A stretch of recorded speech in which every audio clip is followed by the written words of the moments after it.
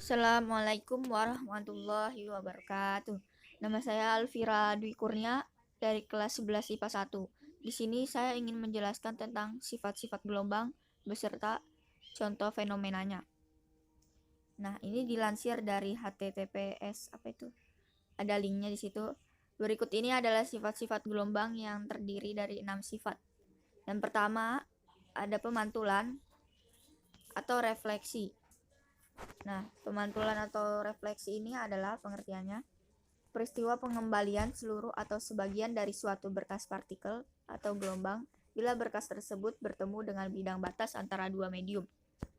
Suatu garis atau permukaan dalam medium 2 atau 3 dimensi yang dilewati gelombang disebut muka gelombang. Nah, ini ada gambarnya. Arah gelombang datang dipantulkan kembali. Ini ya di sudut pertama itu arah gelombang datang. Dan yang di tengah ini adalah garis normal. Nah, di sini juga dapat disimpulkan sinar datang, sinar pantul, dan garis normal terhadap bidang batas pemantul pada titik jatuh. Semuanya berada dalam satu bidang. Nah, ini benar. Seperti ini bidangnya.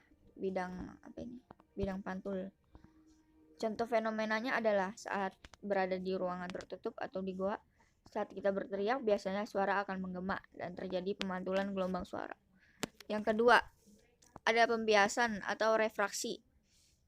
Pengertiannya adalah perubahan arah gelombang saat gelombang masuk ke medium baru yang mengakibatkan gelombang bergerak dengan kelajuan yang berbeda. Pada pembiasan terjadi perubahan laju perambatan. Panjang gelombangnya bertambah atau berkurang sesuai dengan perubahan kelajuannya, tetapi tidak ada perubahan frekuensi, berarti sama. Gelombang datang dari sudut pertama lalu dibiaskan pada sudut gelombang datang pada sudut I lalu dibiaskan pada sudut L. Ini medium 1 yang atas, medium 2 yang bawah.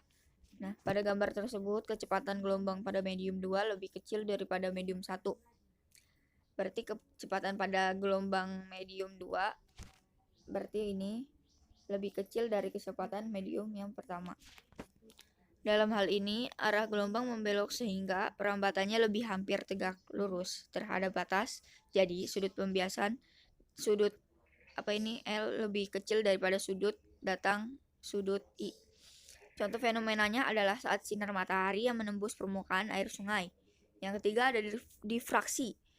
Pengertiannya adalah peristiwa penyebaran atau pembelokan gelombang pada saat gelombang tersebut melintas melalui bukan atau mengelilingi ujung penghalang. Nah, di sini ada ini muka gelombang yang celahnya lebar, berarti dia masih tetap lurus. Nah, kalau yang dalam celah sempit berarti gelombang yang datangnya itu terbagi atau terpecah. Difraksi gelombang pada celah lebar dan pada celah sempit, berarti tadi udah jelasin. Difraksi gelombang, makin kecil penghalang dibandingkan panjang gelombang. Dari gelombang itu makin besar pembelokannya. Nah, berarti ini semakin kecil semakin besar pembelokannya. Dan contoh fenomenanya adalah gunung meletus ketika lava keluar dari perut bumi sehingga terjadi letusan. Yang keempat ada interferensi, interaksi antara dua gerakan gelombang atau lebih yang memengaruhi suatu bagian medium yang sama, sehingga gangguan sesaat pada gelombang paduan merupakan jumlah vektor gangguan-gangguan sesaat pada masing-masing gelombang. Nah, interferensi terjadi pada dua gelombang koheren, yaitu gelombang yang memiliki frekuensi dan beda fase yang sama. Nah, ini contoh fenomenanya adalah ombak laut. Yang kelima, ada dispersi. Dispersi adalah peristiwa penguraian sinar cahaya yang merupakan campuran beberapa panjang gelombang menjadi komponen-komponennya karena pembiasan. Dispersi terjadi akibat perbedaan deviasi untuk setiap panjang gelombang yang disebabkan oleh perbedaan kelajuan masing-masing gelombang pada saat melewati medium pembias. Nah, ini berarti sinar datang lalu dibiaskan jadi sinar keluar. Contoh fenomenanya adalah pembiasan cahaya yang membentuk pelangi. Yang keenam ada polarisasi.